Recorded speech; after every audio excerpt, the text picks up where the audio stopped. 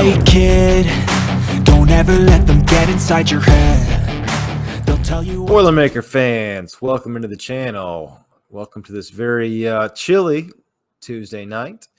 Purdue is coming off a very close and downright scary 28-26 win over FAU. Granted, it was with a backup quarterback, Austin Burton, who played pretty decent. Had one bad interception, but besides that, played pretty good. Purdue was obviously down multiple players, but they were able to handle business.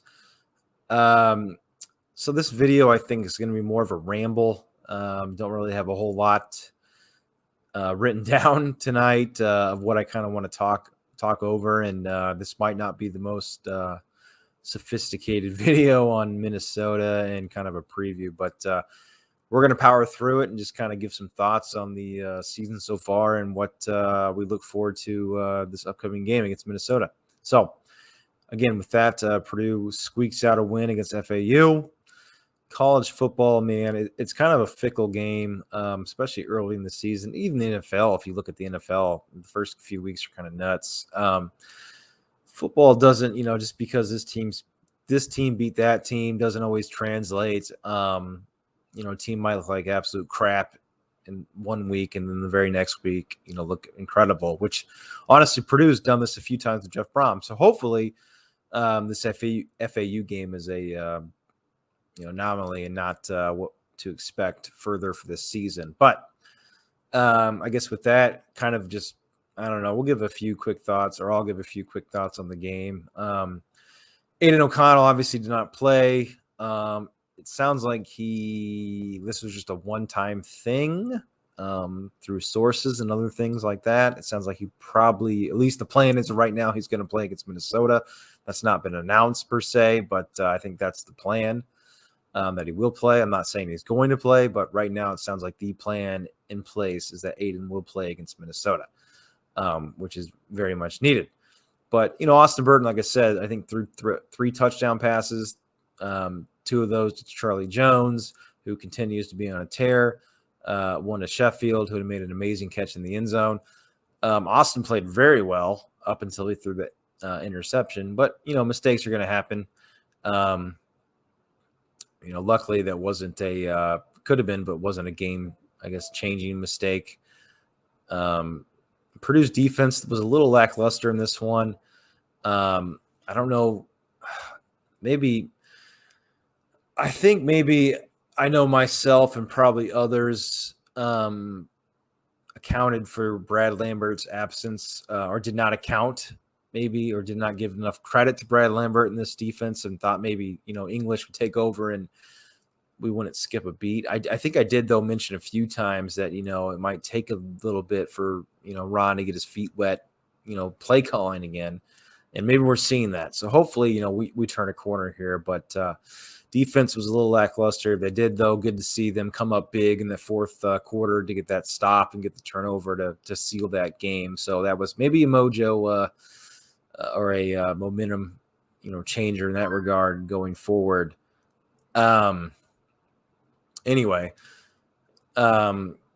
Dylan Downing had a good game running. Maccabee continues to impress me. I think he might be the most talented back on this roster. Would like to see him get more touches. Wide receivers continue to be the Charlie Jones show, with Payne Durham sprinkled in there at tight end. And then I think Sheffield is quickly emerging as the number 2. Marshawn Rice, after the pretty good first game, really, I don't know if he's actually had a catch since that first game, but he continues to play at least and be healthy. Hopefully he can, come back strong here in week 5. But again, offense, ran the ball well. Hopefully, that can continue. At the very least, I think Purdue's, I don't know I haven't looked at the stats, but, Purdue's average yards per game and stuff is not as bad as last year. So maybe people will shut up finally about that stat, about Purdue being dead last in rushing. But, yeah, I mean, not a whole lot to say against FAU. Obviously, it was kind of left a bad taste in everyone's mouth. Wasn't the best win, but hey, it's a win. I mean, there's no bad losses. And again, just because the team plays bad in like week 4 doesn't mean that's going to translate to week 5. And you think last year, I think it was Illinois game. I think, we barely won, played terrible. And I think it was the next week we went out and beat Iowa. So hopefully we see some of that, come to fruition this year, or if we can beat Minnesota. So I guess let's again, I don't want to make this video too long. I feel like I say that every single video I make nowadays, but truly on this one, I'm pretty exhausted. Long day traveling here in Chicago, and just kind of want to, again, I don't have a whole lot honestly, homework I haven't really done on Minnesota. It's kind of Minnesota. It's the same kind of formula they've been running here the last few years. Obviously they still have the quarterback, Tanner Morgan, still there, still, having good games here and there, and then mediocre games, but the running back Ibrahim's back. And look, in full disclosure, I don't think I've watched a minute of Minnesota in live action this year. I've seen some highlights, but stat-wise, Ibrahim seems to be back to his old form. Even on highlights, he looks like he's back to his old form. Purdue's going to have his hands full. Luckily, though, it's not playing a dual-threat quarterback. So far this year, Purdue's actually stopped the running backs. Maybe not the quarterbacks per se, but they have stopped the running backs. So that's at least a good sign going into this week. Let's see. Running back, wide receiver. They lost Ottman Bell, who was by far their best receiver. I don't even know who their other receivers are. I think Tanner Morgan hit 10 receivers against Michigan State, and they absolutely walloped Michigan State. So let's talk about Minnesota real quick. 4-0. They've played, 3 terrible teams, including Colorado, who was absolutely awful this year. Honestly, I don't know if you can even learn much from those 3 games, but they put a huge wallop into Michigan State, who I thought was overrated coming into this year. And it seems like they are, based on the Washington and this Minnesota game, seems like they aren't not a very good team. I think they got a touchdown. I think they lost 31-7 to Minnesota. So obviously, that's not good for Michigan State, and Minnesota appears to be the real deal. So homecoming for Minnesota this Saturday at noon, ESPN2. I haven't checked, but I'm assuming that's going to be a Beth Mowins game. God help lucky us, right? Purdue, Minnesota. I think she was calling the games back when Minnesota was playing Purdue and Darrell Hazel was there. So, I was hoping we get somebody better. But anyway, I digress there. But this is going to be obviously a huge game for both Minnesota and Purdue. I mean, this is a big game for both programs. If Minnesota wins this game, they have a very, decent size advantage in the West. They'll be 2-0 with a win against the West team. Purdue, who I think is still a contender to win the West. If they beat Purdue, they would be now 0-2. And honestly, if Purdue loses this game, it's going to take an absolute miracle to get into the Big Ten championship game. Even if Purdue would lose this game and then win out, I still don't know if Minnesota would lose 2 games. Even if they did lose 2 games, they would be tied with Purdue. So they would have to lose through 3 games. And I don't know if Minnesota is going to lose 3 games this Big Ten season. So this is a must win for Purdue. Can they win? Absolutely. They can definitely win. Jeff Brom seems like he always pulls out a good game, especially on the road, right after a real stinker. So, however, if Aiden O'Connell does not play in this game, I just don't see any chance that Purdue wins this game. Austin Burton seems to be a pretty decent quarterback for a backup, a guy that can come in and give you a change of pace. But, man, he can't, at least has not shown the ability to really throw the ball downfield, which is what this Purdue offense is based upon. And if he can't do that against Minnesota, I think we're going to be in a world of hurt. And I just don't see us winning that game at any level if Austin Burton is the quarterback. If Aiden's the quarterback, though, and he's able to compete close to 100%, I think we got a real shot in this game. So we're probably the best team Minnesota's faced this year. Again, Minnesota appears to have a bunch of 6-year – or not appears. They do have a bunch of 6-year players in that squad, some veterans. Hopefully this will be a letdown game. But, man, this is going to be a tough game. it's for me, it's going to be a coin. Purdue always plays Minnesota tough, it seems like, but I think it's going to be, and it sounds like the weather's going to be good, thank goodness, which has not always been the case in the Purdue Minnesota game.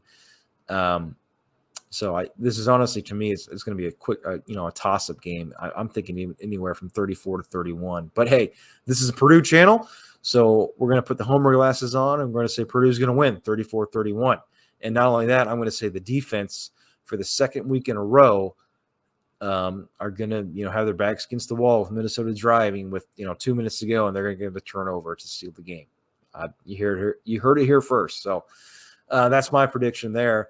The keys of this game, what I'd like to see, I really want to see Purdue's secondary step up. The whole defense, linebackers step up, and then the pass rush, we got to get home. It seemed like it's FAU. I don't know if we even had a sack. Just they had all day to throw or run, so that needs to be cleaned up.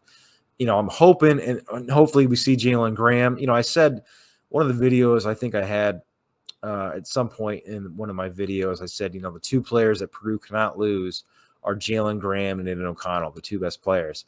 And Jalen Graham's obviously been out since the Penn State game. Aiden missed last week's game. We need those guys back to be able to win games. And hopefully Jalen Graham can play, and so can Aiden, and we'll be in business. But guys like Reese Taylor, need him back. Brock Thompson sounds like he's probably iffy. We could use him, though. King Duro we could use just from a pass protection standpoint, and he's always played good against Minnesota.